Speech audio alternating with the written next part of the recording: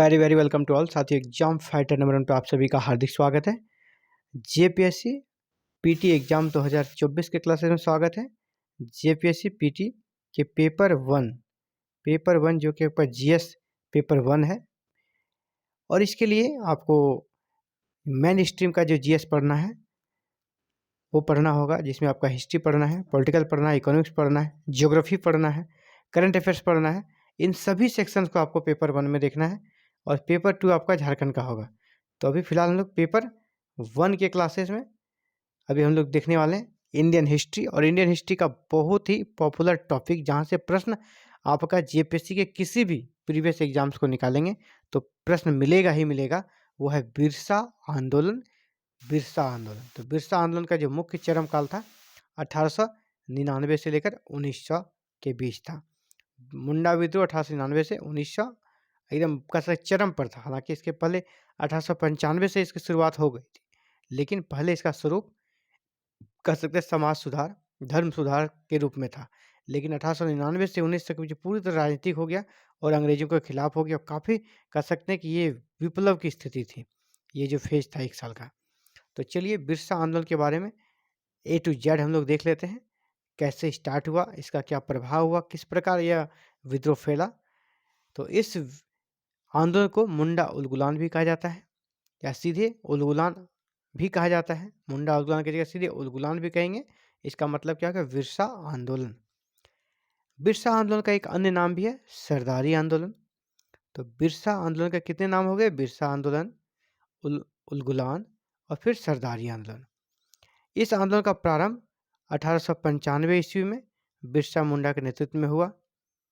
Starting कब हो गया, 1895 में, लेकिन इसका चरम हो गया 1899 से 1900। इसीलिए हमने इसके काल में 1899 से 1900 को डाला है। इस आंदोलन का वैसे प्रारंभ 1895 में ही बिरसा मुंडा के नेतृत्व में हुआ, और जब प्रारंभ हुआ तो इसका स्वरूप क्या था। यह आंदोलन मुख्य रूप से राजनीति, धार्मिक और सामाजिक, राजनीतिक, धार्मिक और सामाजिक उद्देश्यों से प्रेरित था। धर्म में जो आडंबर आ गया था उसको सुधारने के लिए, और समाज में जो कह सकते हैं कुप्रथाएं थी उनको मिटाने के लिए यह आंदोलन बिरसा मुंडा के नेतृत्व में चलाया गया था, जो कि सरदारी आंदोलन इसीलिए कहा जाता है क्योंकि सरदारी आंदोलन के भी उद्देश्य यही थे, धर्म में सुधार, समाज में सुधार। वही कह सकते हैं उसी को आगे बढ़ाया किसने, बिरसा मुंडा ने। और बिरसा मुंडा ने इस आंदोलन में समाज और धर्म सुधार के क्षेत्र में बहुत ही महत्वपूर्ण कार्य करना आरंभ किया। हालांकि स्टार्टिंग में जब ये आंदोलन आरंभ हुआ 1895 में, उसमें राजनीति के क्षेत्र में इसका योगदान ज़्यादा नहीं रहा, मुख्य रूप से धर्म और समाज में सुधार के लिए ही था। लेकिन धीरे धीरे यह आंदोलन राजनीतिक हो गया और इसका स्वरूप अंग्रेजों के खिलाफ हो गया। इसका कारण था कुछ अंग्रेजों के द्वारा अपनाई गई नीतियों, उस नीतियों के कारण इन जो आदिवासी समुदाय थे, इनके कह सकते हैं इनके जीवनचर्या पे बहुत बड़ा आघात पहुंचा था। जैसे बहुत ही महत्वपूर्ण प्रथा इनके अंदर चलती थी, खूंट कट्टी व्यवस्था। खूंट कट्टी व्यवस्था क्या था, बिरसा मुंडा का जो समाज था उसके अंतर्गत मुंडा समाज में खूंट कट्टी प्रथा चलती थी। खूंट कट्टी प्रथा में क्या होता था, जैसे जंगल झाड़ या पहाड़ी इलाका जो है, वहाँ पे जो जंगल झाड़ थे उन्हें काटा जाता था और उसे साफ करके कृषि योग्य भूमि बनाया जाता था, ताकि वहाँ पर कृषि हो सके।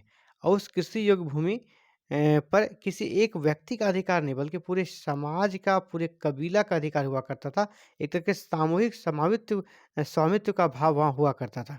लेकिन अंग्रेजों ने जिस प्रकार से वन कानून बनाए और खुटकुटी व्यवस्था जो थी उसको समाप्त कर दिया, इसके कारण कह सकते हैं इनके रोजी रोटी पे संकट आ गया।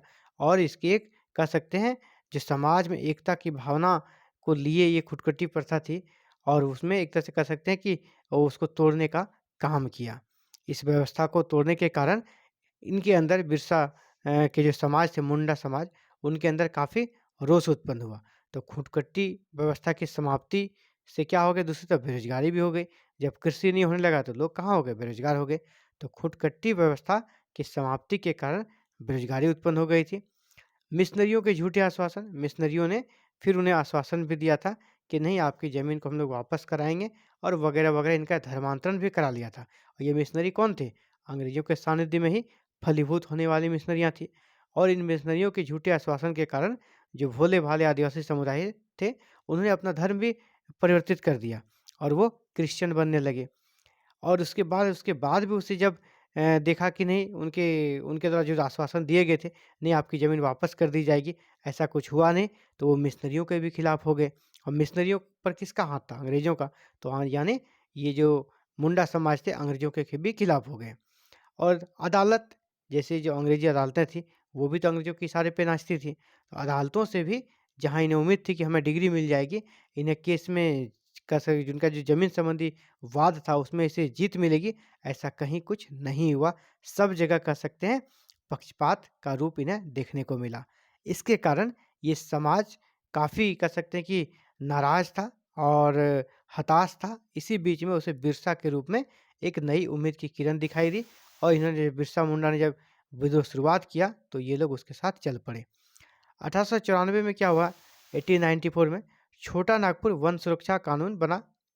और वन सुरक्षा जो कानून बना, इसके कारण जो कि आदिवासी समुदाय क्या समझते हैं कि जंगल उनका अपना अधिकार होता है जंगलों पे, ये तो प्रकृति का दिया हुआ है, यानी उनके संपत्ति पर इनका अधिकार है। ये वहाँ से लकड़ियाँ काटते थे वगैरह, कह सकते हैं जानवरों को खिलाने के लिए पत्तियाँ लाते थे और भी कुछ जो भी फल वगैरह का काम था, ये जंगलों से लाते थे।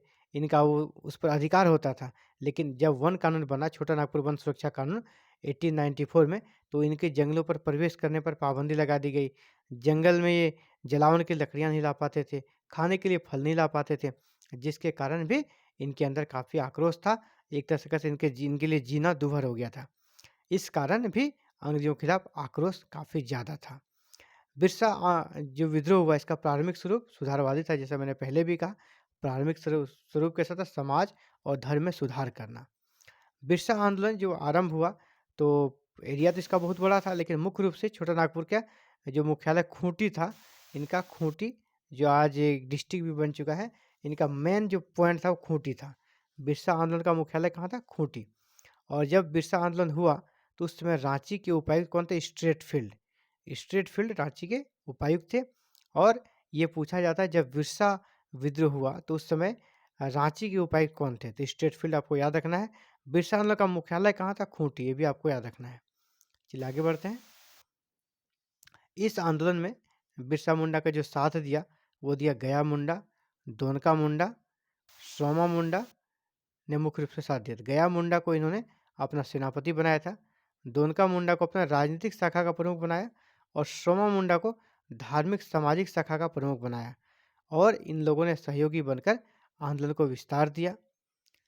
बिरसा मुंडा की गिरफ्तारी कहाँ से होती है? बंदगांव के जगमोहन सिंह के शागिर्द वीर सिंह महली, बिरसा मुंडा को गिरफ्तार कर लिया जाता है, लेकिन ऐसे नहीं, धोखे से। किसके धोखे से? तो बिरसा मुंडा की गिरफ्तारी बंदगांव के जगमोहन सिंह जो जमींदार थे, उनके कह सकते हैं एक तरह से सहयोगी वीर सिंह महली ने कह सकते हैं एक तरह से मुखबिरी का काम किया और बिरसा मुंडा को पकड़वाने का काम किया और बिरसा मुंडा को पकड़ लिया गया। इसके बाद बिरसा मुंडा की जेल में ही मृत्यु हो जाती है। कब? 9 जून 1900 ईस्वी को। 9 जून 1900 ईस्वी को रांची की जेल में ही इसकी मृत्यु हो जाती है। और इसके बाद कह सकते हैं कि इस दिन को हम लोग किस रूप में मनाते हैं? विरसा बलिदान दिवस, या इसको बलिदान दिवस सीधे कह सकते हैं। बलिदान दिवस कब मनाते हैं? 9 जून 1900 को। या बिरसा मुंडा बलिदान दिवस 9 जून 1900 को।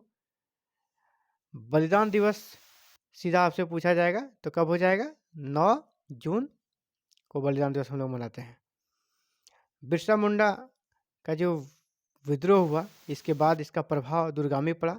इसके बिरसा मुंडा ने जिस प्रकार प्राणों की इनकी आहुति दी गई इस विद्रोह के बाद, इसके बाद अंग्रेजों को भी समझ में आ गया कुछ इस क्षेत्र के लिए करना होगा।